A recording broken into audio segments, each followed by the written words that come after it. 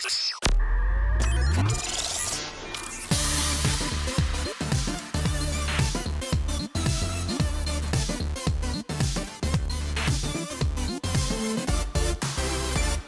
Steve Mould. I'm Matt Parker. I'm Helen Arney, and this is a podcast of unnecessary detail. And you know what they say? Come for the podcast, stay for the unnecessary detail. Yeah, that's actually where that expression comes from. Anyway, what you're listening to right now is the final episode of Series 1, and our topic shall be transmission. I've been listening to some creatures communicating. I'm talking about the transmission of life itself. And I'm looking at spacecraft transmissions. We shall commence, however, with Steve. Yes, I'm talking about transmission in the sense of life, transmitting life from one place to another. If you're a plant, you're kind of stuck where you are. So how do you transmit life? How do you transmit yourself? You do it by generations. The next generation, you want to get it far away from you. It's a bit like, you've got to move away from your parents, otherwise they're going to suffocate you. You know what I mean? You're saying this very earnestly. No, it's not true with my parents. But if you, the point is, I'm in a whole different hemisphere to my parents. I'm more worried about my kids. Actually, they just need to get away from us.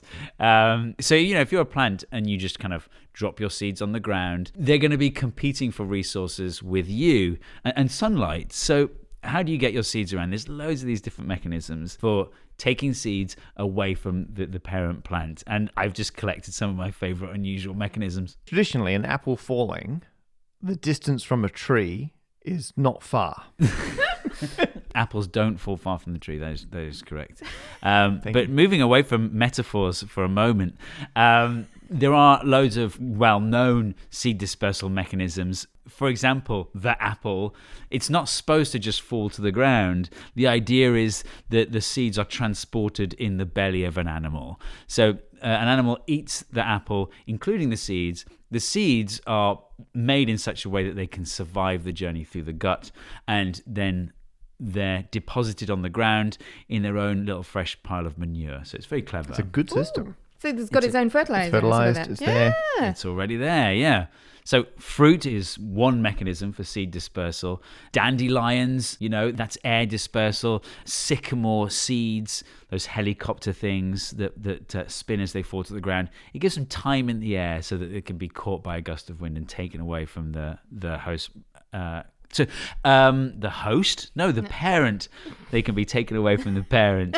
Wow, this is your own attitude to parenting coming out here. Yeah. So if you're the host, who's the parasite? Yeah, my kids. So worrying. My kids, let's be very clear. My children are parasites. No, I love them very much, in a way. Coconuts are an interesting example of seed dispersal, right? They're like nautical seed dispersal because they float. They make their way around. Of course they do. They can travel. They can travel continents. They can go from one continent to another. It's amazing. You get these ballistic examples of seed dispersal. So no. Yes. Explosive. Yeah. I remember this as a kid, going on holidays and being in the countryside. You'd be sitting next to this bush and it's sort of crackling away. It's crackling because these dried out seed pods are snapping and firing seeds out. Yeah. There's a tree called the dynamite tree.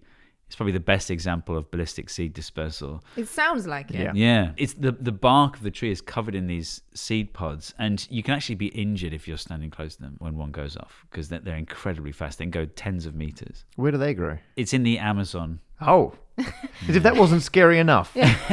No, but so have Amazon attempted distribution by explosion? Ballistic.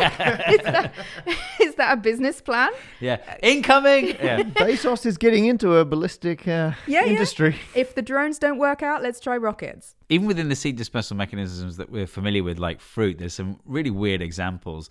So tumbleweed is a form of seed dispersal. So when you see a tumbleweed rolling across the landscape, that's a seed being dispersed. What? Wow. So those awkward moments in movies are actually a blissful distribution of life force. That's exactly right. You should be cheering. Just be aware that every time someone makes a bad joke, it's spreading a weed around the world.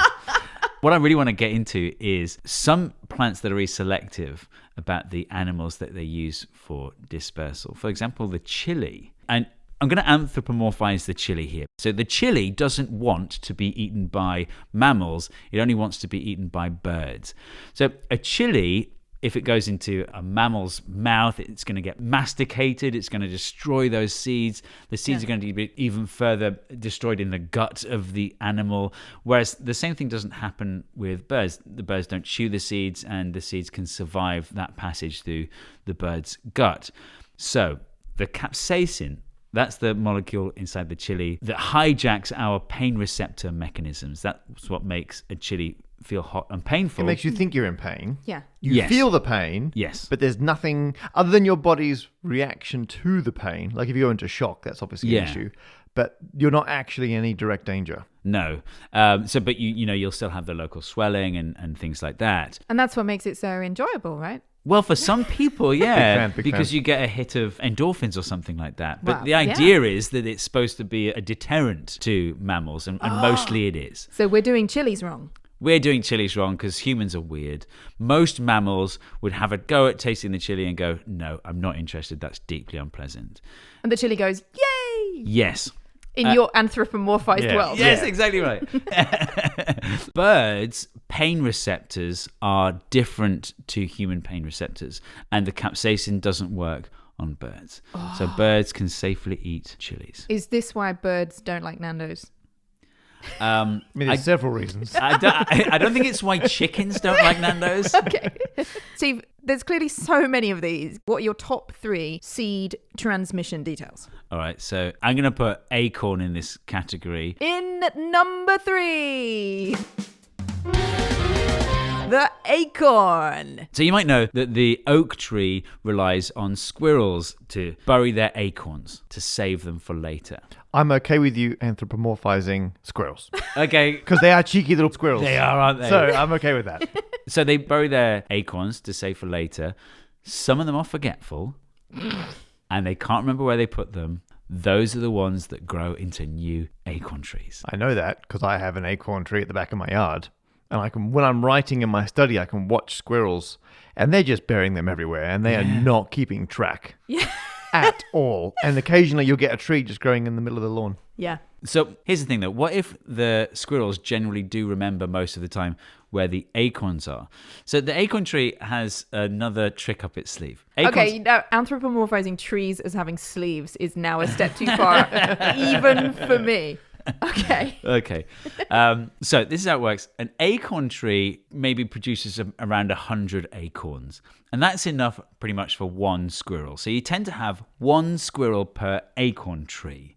And so what the acorn tree does occasionally, once in several years, is just to make 1,000 acorns. Wow. It's way more than that one squirrel needs. So the squirrel's just burying these everywhere. The squirrel still gives it a go. Yes. Yeah. Oh my God, I can't believe there's all these acorns. I'm anthropomorphizing. Putting all these little holes. And it's never going to get back to all of them. So you're guaranteed on those years that there will be acorns left in the ground. But it couldn't always do that because then just more squirrels would move in. Yeah, if it kept making 1,000 acorns, you just get more squirrels per tree. So it's got to keep the squirrel numbers down. Yeah. And occasionally flood the market. Yeah, so there's 2 reasons not to make 1,000 acorns every year. One is you just run out of nutrients. Yeah. But the other is you only want one squirrel on your tree. Yeah. So acorns using the forgetfulness of squirrels. That's one. In at number 2. Forest fires. Trees that disperse seeds via forest fire. So whenever there's a forest fire, and they do happen naturally, it's not just, man-made mistakes, it clears out this area. You've got all this sunlight available, all these nutrients available. Whoever can get there first with their seeds are going to have a great time. So you have these pine trees like the lodgepole pine that keeps the pine cone closed. It's the pine cone that has the seeds inside it. Those pine cones are sealed shut with solid resin. And when there's a forest fire, it melts the resin.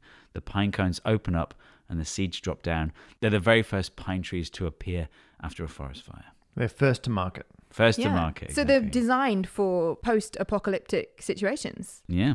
I remember a forest fire came through when I was a kid living in Western Australia, early 90s from my grandparents' farm. And afterwards we went out there and it was just like black and blank. You could see for kilometers, because we have the metric system in Australia. And we went back out not that long afterwards, and it was amazing how many green things were springing up everywhere. Yeah. And there are quite a few Australian trees and etc. that only seed if there has been a fire. So the Banksia. I'm pretty sure the Banksia is one. It's got cones, and there are these really clamped shut beak-looking things that hold the seeds in. I think in a fire, they then pop open, like you were saying. Yeah, it's not only pine cones that do this. It's called serotiny, which is actually a general term for seed release that is triggered by some event, but it's generally used specifically for fire as an event. So there's no extra effort to get the seed any distance. It's just timing when it transmits them. Yeah. So these trees don't have an advantage in years that there is no fire. No. But I guess that's fine because trees last a long time. They're not trying to regenerate every single year like a smaller plant. So they're happy to wait until there's a forest fire, which knocks out their predecessors, which means the next generation can come in. Yeah. So that's my number 2, seed dispersal triggered by fire. Number 1. The ultimate transmission. Cashew nuts. Ooh. Yeah. Oh, we've actually got a bag of cashew nuts on the table. Dry roasted, my favourite. A cashew nut isn't a nut, it's a seed, and it has a fruit, but it doesn't work in the way that normal seeds in fruit work. It doesn't go through the animal's body. Actually, the cashew nut sits on the outside of the fruit. It's called a cashew apple. So it's this big old fruit with a cashew nut stuck to the outside of it. Like a hat. Like a little hat. What? Yeah. The idea is that a fruit bat comes along to eat the apple, but it would take ages to just sit there and eat the apple. It's not going to do that. It's going to take the whole fruit away, including the cashew nut, to eat somewhere else where it's safe. And it then throws away the cashew nut at the end. Because actually the cashew nut, it wouldn't be able to eat because it's got this hard shell. Underneath the hard shell, it's got this noxious chemical. So the animal that eats the fruit has to take it away somewhere to eat it and then drops the seed somewhere else. So the tree's like, hey, bat, here's some fruit. Come and get it. Oh, why are you here? I mean, you're making the trip anyway. Yeah. Do you mind if just take this seed thing with you? I've saved you the effort. I've not hidden it in the fruit. I'm a more upfront kind of tree. Just take it with you and then leave it somewhere. Who's anthropomorphizing? I had a real change of heart. I don't think you were doing it enough. That was my issue. So instead of transmission by poop, this is transmission by what on earth is that on my apple? Let me throw that in the bin. Yes. Wow. Do we eat the apple? So a cashew apple is very delicate. If you try to transport it any distance, it would end up a mush. So they are used locally. So where you get cashew growers, they might use the apples for cooking, or they might feed it to livestock or something like that. So it doesn't go to waste. But this is why I love this one. I find it remarkable. Next time you're holding a bag of cashew nuts, just imagine how big that bag would have to be if it also contained all the apples. So we are eating the dry roasted waste product of a cashew apple. The hat. The hat. We're eating the hat. It's number 1. The wasteful cashew apple hat. I just wanted to quickly tell you about some of our friends in the podcast world who've been so helpful to us as we're just starting up. Level Up Human, that's hosted by Simon Watt and Rachel Wheely, both people that we love having as guests on our live show. Chemistry in Its Element, that's a podcast from Chemistry World. Me and Helen are both appearing on episodes of that coming up, so listen out for those. And Why Aren't You a Doctor Yet? That's a podcast from Hannah Ayub and Alex Lathbridge. Again, both people that we love having on our live shows. So Level Up Human, Chemistry in Its Element, and Why Aren't You a Doctor Yet? Please do have a listen to those. Matt Parker, what are you transmitting in this episode? So, it is a matter of public record. I'm a big fan of error correcting codes. And I am all... That's true! There's a video online. Stop laughing. Actually, our first ever Spoken Nerd tour show, I did my barcode trick. Yeah. And there's a video online where I taught myself to calculate a missing digit from a barcode as an example of how you can have error detection in transmission of data. And you still get invited to all the cool parties. Genuinely, it comes up more often than you'd expect. I've done it on live TV now. There's a video online of me doing it at the Hammersmith Apollo. Yeah, it's good fun. It's good fun. But I can also do the same trick with a bank card. However, very few people will read their bank card numbers out in front of hundreds of other people in an audience. And so I never get to do that trick. Aww. And so I thought, given this is audio only, I can safely do the trick here and do the calculation on a bank card. So has anyone got a bank card they're prepared to... say out loud? Yeah. On a podcast? No. Hold up. Actually, have you, Helen, have you got a card? Well, I've got a Festival of the Spoken Nerd corporate card. Oh, my goodness. Business account. I didn't even know. I haven't got one of them. Yeah, I know. I don't let you have one. This expires Makes sense. This one expires next month, so I think you'll be fine. Okay. So what's the first digit? It's a 4. 4. It's a Visa card. Magic. Okay. Wow. So the first 1 or 2 digits tells you who the bank is that, or whatever the card type is. It tells me you're a wizard. If it's a 5, it's MasterCard. Okay. So the rest of the digits, apart from the last one, are your actual bank card number, and they're arbitrary. They're just whatever's been assigned to you. Mm-hmm. And then the last one is the check digit, which I'll explain in a moment. But first, the grand performance.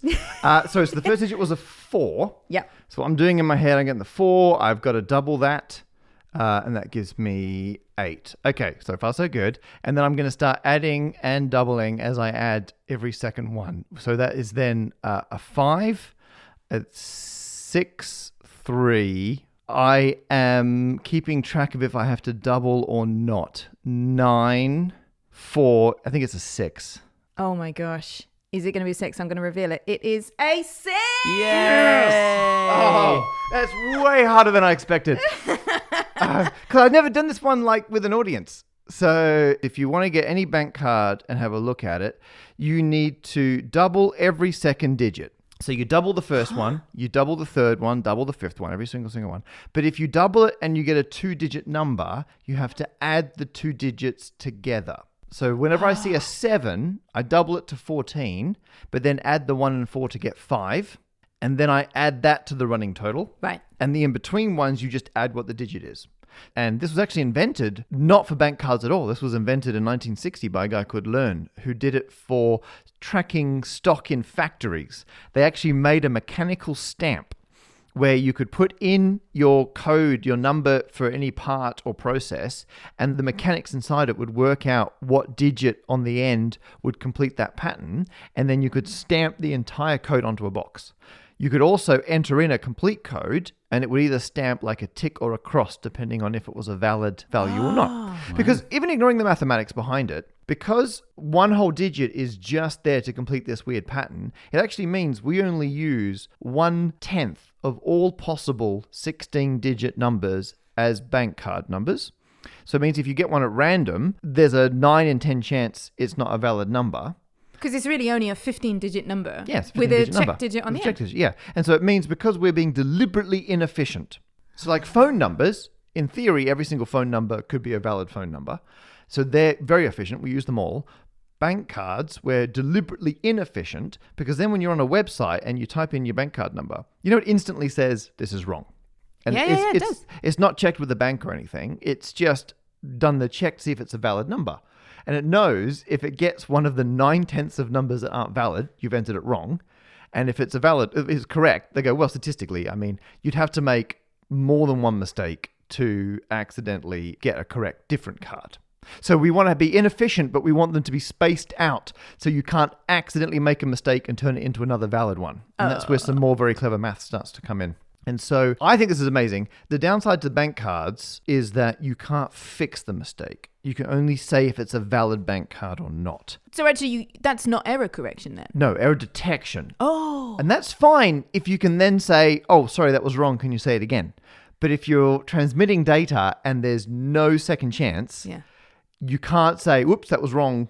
Send it again. You've got to be able to detect and correct the mistake. And that's where error correction comes in. So I was like, well, what's a particularly interesting use of this? And I thought spacecraft. Everyone likes space. We'll do that. And I looked into the Voyager missions. These went past Jupiter and Saturn and eventually out of the solar system. And when they were launched in the 70s, the technology wasn't that great and they had to limit the amount of mass. So you got two issues. One issue is, as they're doing these flybys, they can't stop. They can't slow down and take a photo of Jupiter and then make sure it's okay and then carry on. They're just going to zip straight past. So they take a photo as they go, but also they haven't got enough memory on board to store that data. They're pretty much getting it and then transmitting it back to Earth. Yeah, it's not like you can go pick up a USB stick off Voyager. Exactly. And it's not like you can even get it transmitted again, right? No. It just takes it and dumps it and sends it back. Whoa, so it didn't even have enough memory to store Nope. what it was taking It's pictures of. not even stored locally. So it's a one-time attempt. Later missions like New Horizons, going past Pluto, that would take a whole load of data and then spend forever afterwards gradually sending it back down to Earth. Wow. But with the Voyager missions, it was just capture and send. Is that because data storage is denser now than it was back then? Denser and lighter. Yeah. And the other issue is you're going to get a lot of noise in space. And the way you could fix that is by having a more powerful transmission to make it easier to pick up at Earth. But that means you need a bigger antenna, which is more mass, and you need more power. So you're using up more of your fuel, or you've got more batteries, and these are things you've got to limit in spacecraft. You want to launch as little mass as possible, and you want to use as little power as possible when it's running. So the pressure was to send the weakest signal possible. But that means you're going to get mistakes. But by using clever math, it doesn't matter that you're going to get errors in the transmission because we can fix them at the other end.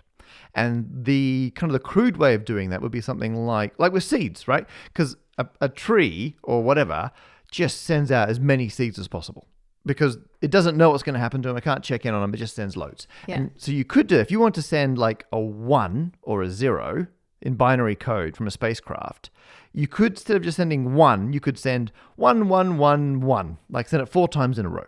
Because then if we receive it and we get 1, 1, 0, 1, we're like, oh, well, that should have been 4 1s, but one of them was corrupted.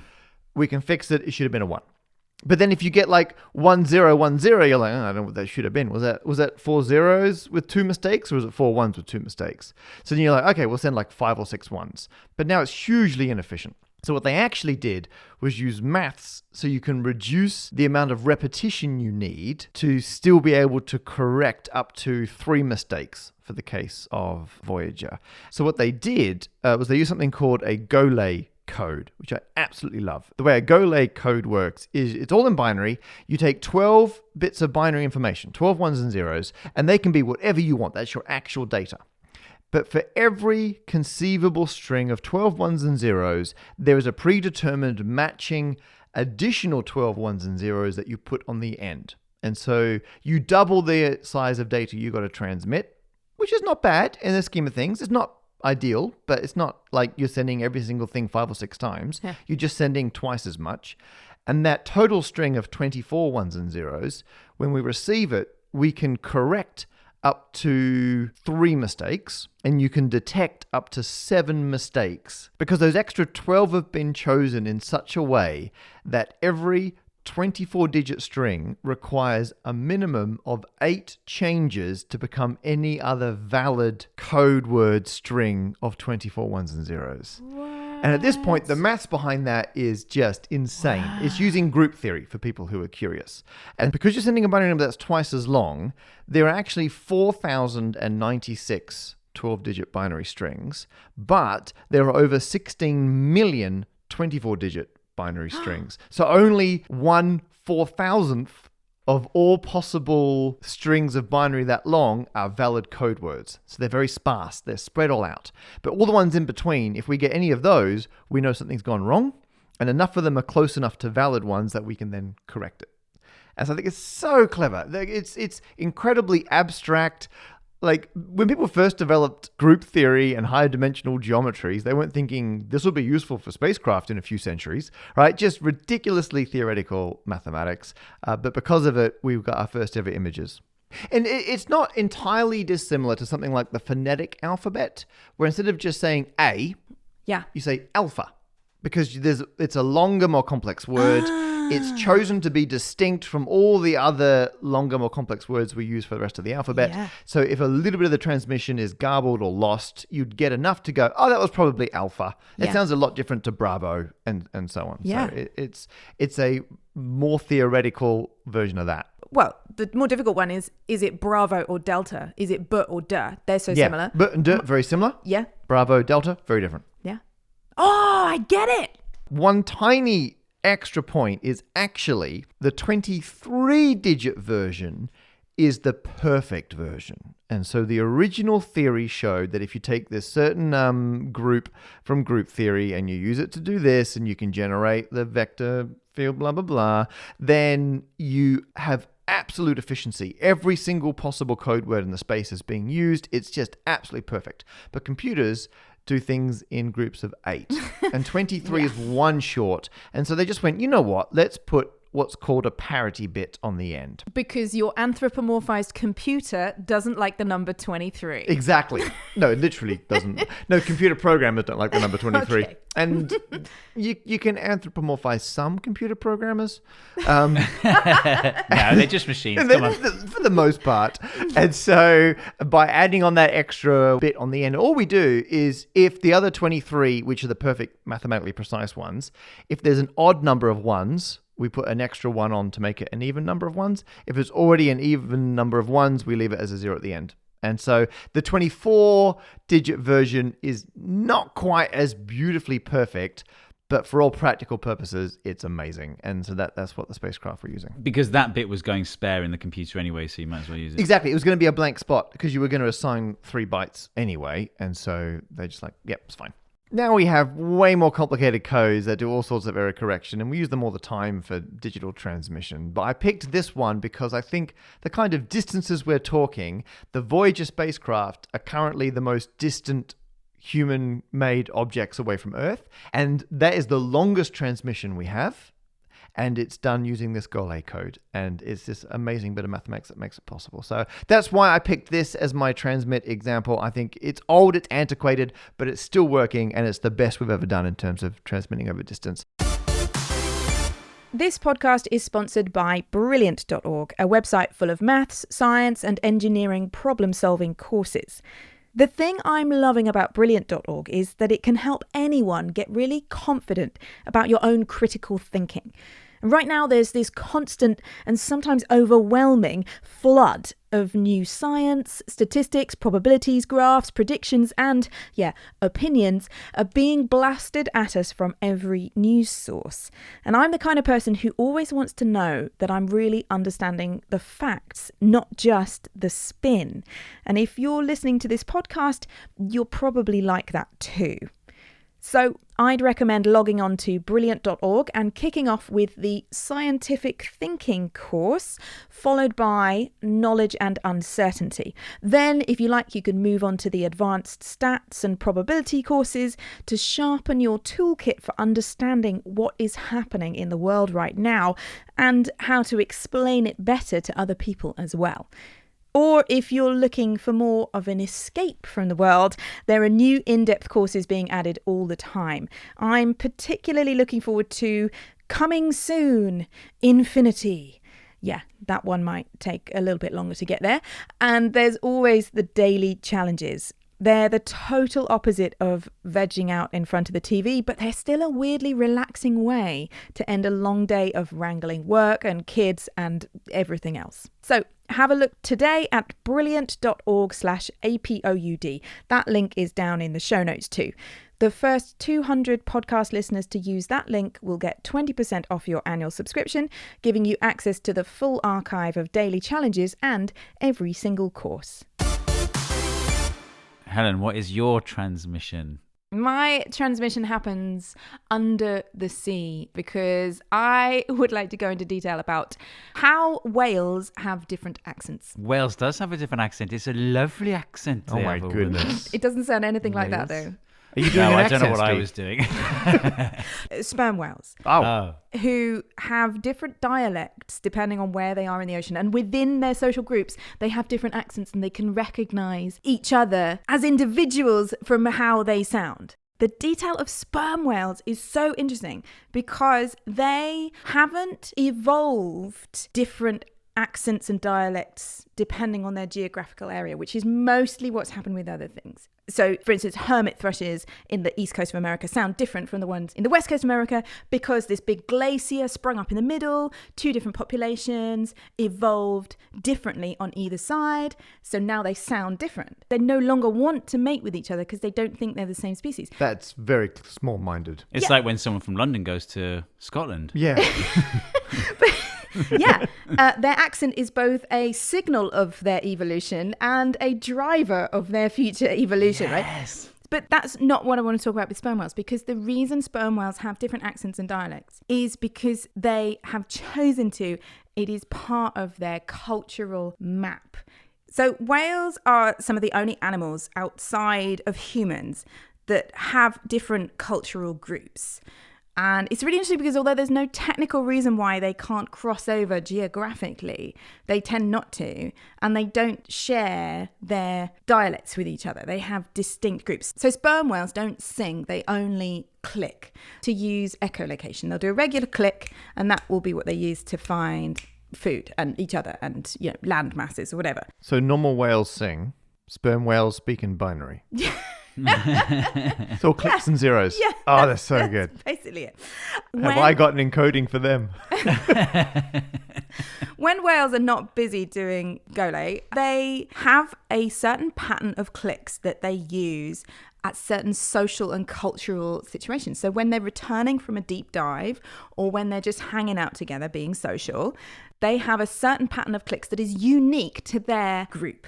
And it's called a coda. So whenever these sperm whales are clicking in a certain pattern, it's called a coda. And these codas are different. For instance, a Mediterranean sperm whale might go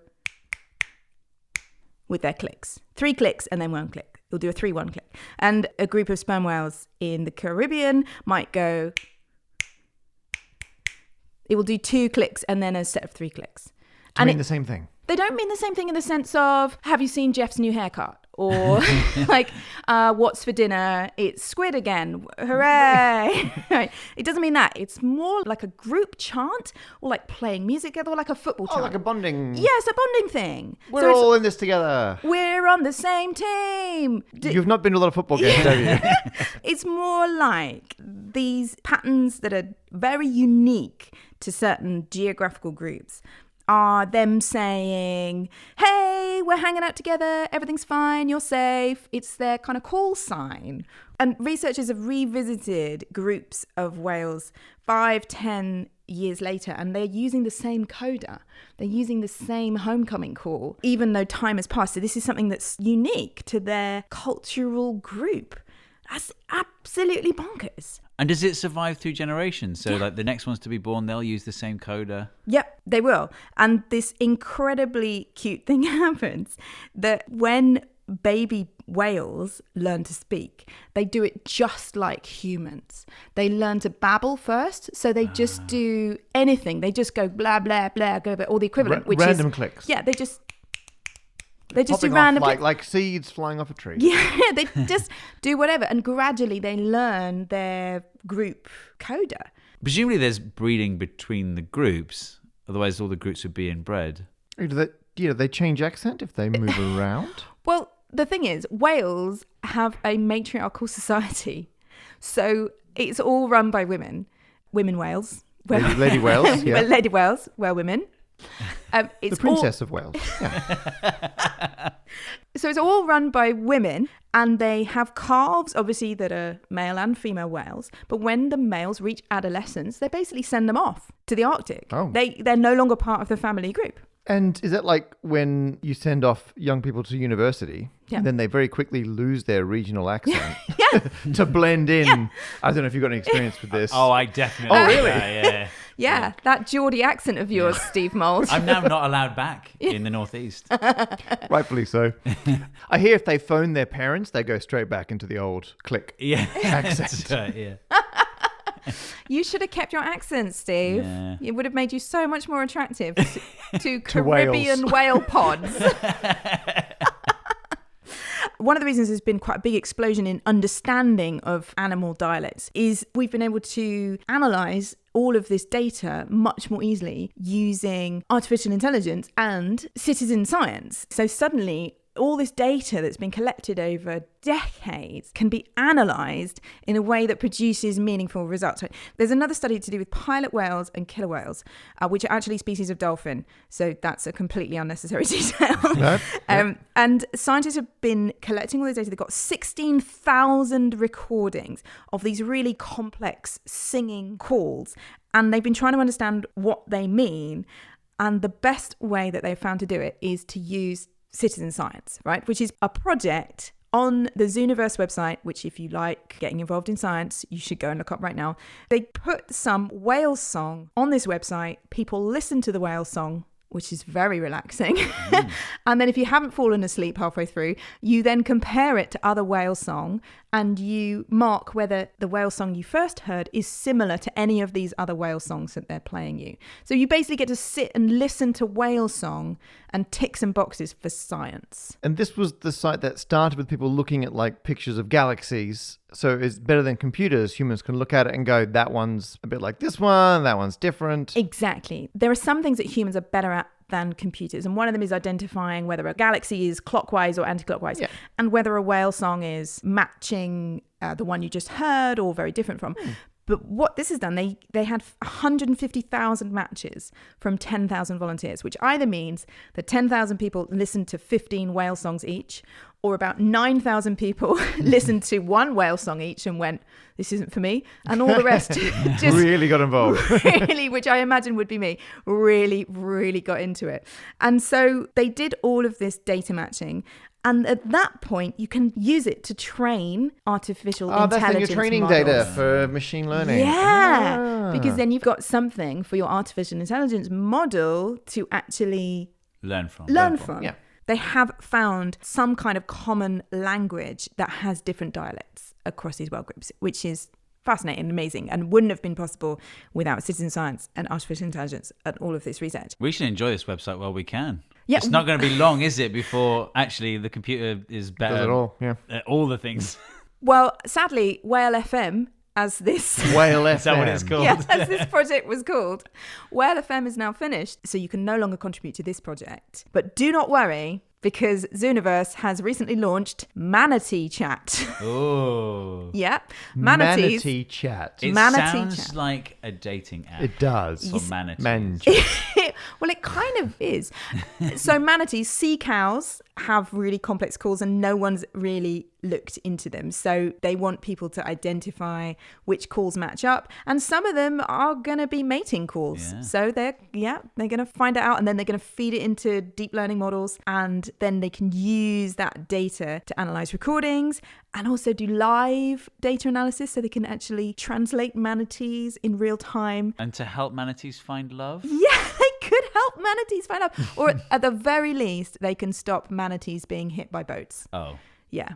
Yeah. BBC Cow Radio. It's the best I can do at short notice. It's... Which means it was still really poor. Well, there you go. That's it. We've made it to the end of Series 1, or as we like to call it, our FIRST transmission. Thanks for listening, and thanks to our sponsor, Brilliant.org. As always, there are show notes at festivalofthespokennerd.com/podcast. Steve has found some pictures of the truly bizarre cashew apple, if you want to see that. And I've found some audio of sperm whale coders. And there's links to Zooniverse, Citizen Science Project, Whale FM, and obviously Manatee Chat. Manatee Chat. Whereas I have found an old video of me doing the barcode trick at the Hammersmith Apollo in front of approximately 3.5 kilo people. We've also got more about Golay codes, including the generator matrix for the binary extended version of the Golay code that we tried to describe. You may have also spotted it in our artwork for this episode. It was by someone online who goes by Life of Riley. That's right. We would love you to spread the nerd about these podcasts however you can. The more people who listen, the more of these we can make, and we will. If you want to get in touch, we're on all the social media, and podcast@festivalofthespokennerd.com is our email. We make other stuff together as well as Festival of the Spoken Spoken Nerd, for example, recordings of 3 big spangly live science comedy specials that are downloadable in glorious HD for just £5 each. Go to festivalofthespokennerd.com/shop for those. You can go to all the usual places. It's available on iTunes, Amazon, Google Play, stuff like that. You can also get all our books. You can get podcasts of Unnecessary Detail t-shirts from the same place as well. And you also get Helen's songs, like the one you're about to hear at the end of this podcast. Yes. I have created a new special version of one of my songs for this podcast. It's my song about the Philae lander, right? Does everyone remember this from a few years ago? This tiny box of electronics that basically landed on a comet. Well, the one that tried to land on a comet. Yeah. It bounced a few times, didn't it? Yeah, it crashed on a comet. Everyone got very excited and treated it like it was actually alive because it was such a beautiful story.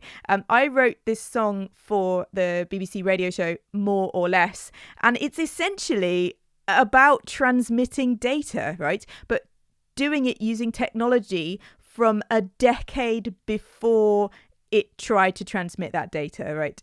Because the journey took so long. It's like trying to do science through a series of text messages on an old Nokia phone. So if you want to hear that in a new version, it's after the credits. Just keep listening and it's all there. Although, quick question, Helen. First of all, transmission, good link. However, didn't we discuss 67p actually like in a previous episode?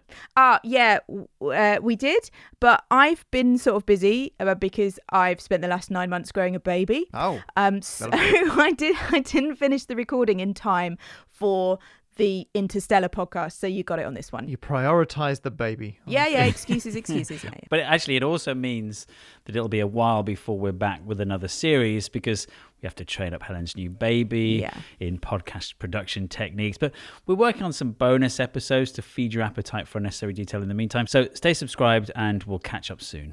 Thanks again for listening and goodbye. Bye-bye. A podcast of Unnecessary Detail is made by Festival of the Spoken Nerd. That's Helen Arney, Steve Mould, and this guy, Matt Parker. The music you're listening to is by Howard Carter. It's pretty good. All our design is by Adam Robinson, and the producer who produces this production is John Harvey. Thanks to you for listening.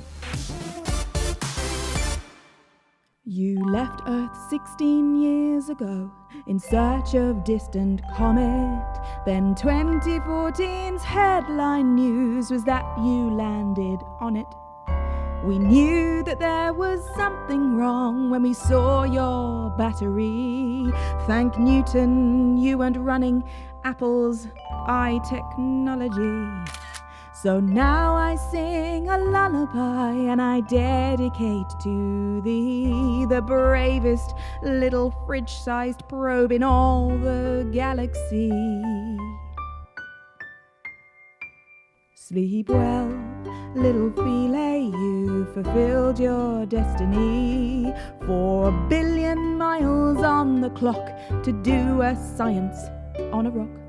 Your jump down from Rosetta, it was so good you jumped again and again. Whee! Low gravity.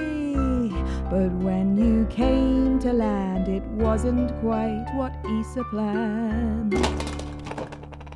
So you deployed the best technology from 2004, but that didn't stop you getting all the data you went for. The newsrooms of the BBC resounded with the echo of presenters wrestling with these words: chir chim, chiri chum, chim chir chim, chim chimney, chim chimney garaninnica mentos. Nailed it. We watched with rising horror as your batteries ran cold. Your solar panels, it turns out, don't work so well down a hole. Now the only true space cowboys are Jamiroquai and you, and maybe Bruce Willis too. Like a miracle, you woke up when the sun came into view.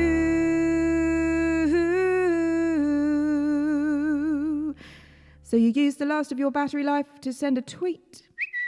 Which of us wouldn't? So sleep well, my little Philae, you fulfilled your destiny. You rocked that rock, and that's how you roll on Comet 67.